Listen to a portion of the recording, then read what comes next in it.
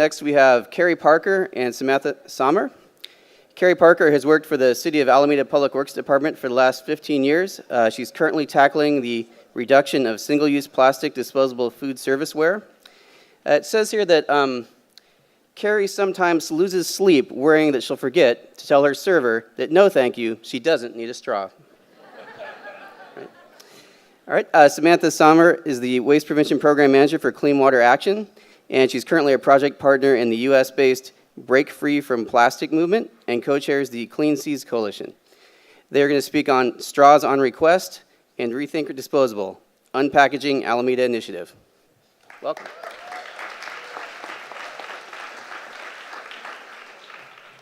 Thank you. Can you hear me okay? Thank you. Okay. So, as David said, I'm Kerry Parker, and this is a two-part project of Unpackaging Alameda, and where the city had a policy to put together for straws on request, as you may have heard. And at the very same time, it seemed like almost coincidentally, Rethink Disposable came into town to unpackage our community. And these programs complemented each other so well that we want to talk to you about it. Yeah. So the public focus is on straws on request. So, like all of you, I'm thinking about straws, you're thinking about straws. Last year here at NCRA Recycling Update, we heard from Jackie Nunez. I saw her here today. Jackie, where are you? Whoop, whoop, okay. And her message was singular and clear. Why the straw? Make it your last plastic straw. And after the event, we went to drinks afterward at Spats. Hey, thank you, you're welcome. And Jackie came up and replaced our straws, our plastic straws that were in our drinks. And this has been in my bag since then, so thank you. And it helped inform a whole bunch of things about the following year for me. So there were other people in this room who happen to live in the City of Alameda, who may have spoken just 2 speakers ago. And from Community Action for a Sustainable Alameda. And they got into the heads of our council folks and said, hey, you know, why the straw? We don't need straws anymore. How about make this your single item that you get rid of, Alameda? Why not be at the front of this? So they said, well, it'll be perfectly housed in your old styrofoam ban of 2008. Well, luckily, I started with the City of Alameda, well, no, in this Integrated Waste, Zero Waste program in about 2008. And so we were looking at our old styrofoam food serviceware ordinance, which bans a plastic, basically. And a little-known part of that ordinance is that it also required compostable food serviceware. But that was too difficult. We didn't know how to enforce that. So we basically ignored that and banned styrofoam and wrote a bunch of angry letters. And styrofoam tends to not be in Alameda. We see it pop up every once in a while, but I figure it's because people don't understand the ban. So basically, we rewrote it. The Public Works Director said to me, so, okay, if you could rewrite this ordinance, what would it look like? So I didn't want to just look at plastic, right? But we've heard it a million times today already. These single-use items are the problem. And so disposable food serviceware reduction law kind of came to be. I said, well, you know, if I had my druthers, we wouldn't have plastic utensils. We wouldn't have plastic containers that, you know, these plastic clamshells that are so problematic and they're not recyclable, and what are we talking about? So then it was all about really looking at what do any of the takeout-ware items need to be plastic at all? And then it also required us to look at this compostable foodware thing. So if it's not going to be reusable, it's going to be compostable. In Alameda, that only means a couple of things, but we'll get to that in a second. So I wanted to keep everybody's focus on the straws, because that compostable foodware question was a bit tricky. But I don't know if you guys can read this from all spots in the room, but this is one of our exhibits from the City Council meeting, our public hearing, where we talked about this. Plastic straws are no good in Alameda. Compostable paper straws are a little bit more money, but preferable. And reusable straws, like the one Jackie gave me last year, that's the winner. It's a little more expensive, but that's where we want to see this go. So compostable versus compostable. Right? All food serviceware must be compostable. Now, if you focus on that for a second and not on the straws, if you had to ask the person on your right in here and the person on your left what compostable means, you're going to get different answers every time. We've had discussions already today about what compostable means, what the overs are, and it's like, what is compostable? And in the city of Alameda, we very specifically mean compostable fiber. Right? We mean paper, wood, that sort of thing, paperboard. We do not mean compostable plastics. We cannot take those in our green cart, so I wasn't going to put that out as a possibility for any of the restaurants in Alameda. So, okay, so if we don't even agree, and we're the experts, what do you tell restaurant owners?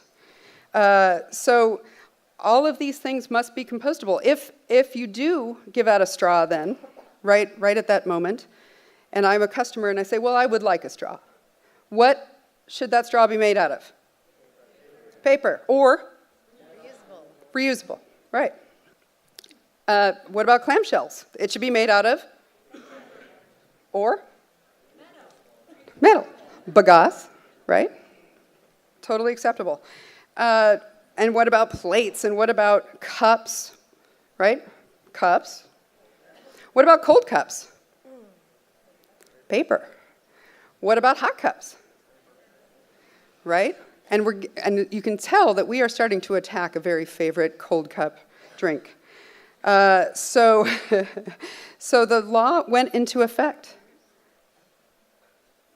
on January 1. This is a picture of the Public Works Director at the hearing in September. That's a jar of plastic straws that we had just collected at Coastal Cleanup Day. 326 straws.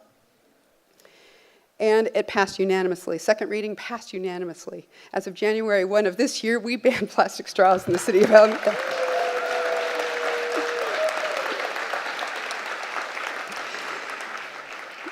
So that I wanted to read you some of the whereases in this, but I'm going to actually give this over to Samantha Sommer of Rethink Disposable, because we have had an enormously beautiful project come into town to help me with the challenges that you might imagine I face. So take it away. And I have 2 minutes and 40 seconds, so I will do this extremely fast. I'm Samantha. I manage this campaign for clean water action called Rethink Disposable, where we are trying to end the addiction to the culture of disposable lifestyle products. We started this program in 2012. We're working to protect our nation's waterways ever since. Our California operations are based out of downtown Oakland. And we work to engage food businesses and institutions with food service operations to eliminate single-use disposable food and beverage packaging that takes too many resources to consume. There's a whole life cycle. I don't need to get into those details with all you because you know, but it generates too much waste and it's super litter prone. So at Rethink Disposable, I want to give a shout out to Chris and Jamie, my awesome team that's here. They go on the ground in the commercial districts, they pound the pavement, and they go business to business and try to pitch this program and get them to sign up to be certified. And what we do is we make recommendations and we do whatever it takes to provide technical assistance that's unique to each business's operation and overcomes each business's challenges because the barriers are real and perceived. And what we do is we conduct an audit, a packaging audit. So pre and post Rethink Disposable intervention, we can report out to a business, either a small local mom and pop shop or a huge institution like a Microsoft or a Genentech. I saw some folks out here from Genentech. We can tell them how many pieces of packaging they've eliminated, how much materials, or what we like to consider waste, because it still requires end-of-life management. It still requires it to be sorted, processed, and hauled. And every business we have ever looked at, it's never right. So this is waste that we're preventing, and the net cost impact to a business. So for example, on average, our businesses are reducing, a small local mom and pop shop are reducing between 15 and 25,000 pieces, 115 and 125,000 pieces of disposable packaging annually, reducing over 1,300 pounds of materials that require all that sorting process, hauling and processing, and are saving between $3,000 to $6,000 a year. This project, we got a $400,000 grant from the Ocean Protection Council to do something we've never done before, which is try to unpackage not just a business, but an entire community. So we have a huge goal to transition 1/3 of all the businesses on the island of Alameda to become Rethink Disposable certified with the source reduction metrics.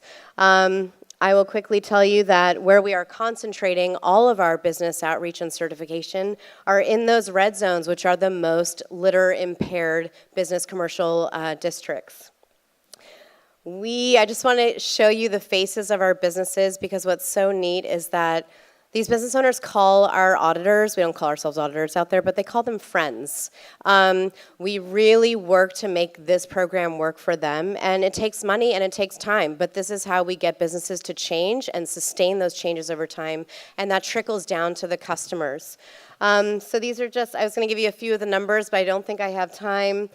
One last thing I will share is the brand litter monitoring and assessment we're doing, and with brand auditing. This has been a really popular term in the ocean litter and plastic pollution and waste community right now, is we need to understand what's out there in the streets so that we can reduce it at the source. And what we've done here is, since we have the highest concentration of Rethink Disposable certified businesses that we've ever had before in the smallest geographical plot, we decided, baseline, we're going to figure out what's on the streets. We found that we did food and beverage packaging. The number one food packaging items that we were finding on the street were napkins and food containers. The number one beverage packaging we're finding on the streets are straws and straw wrappers. The number one brand we're finding is Starbucks. And the goal is that in a year we come back, we reassess, and did we actually make a quantifiable reduction of the litter in the streets that's emanating from the food businesses that we are engaging. And finally, the city can lead by example. This is a whole new realm for the Rethink Disposable program, where we're actually going to be working with training city departmental buyers to incorporate source reduction and prioritize waste prevention in their governmental facilities and events. And maybe Alameda will become our first Rethink Disposable certified city. Thank you.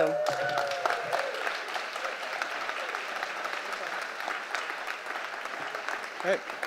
Thanks, Samantha and Kerry.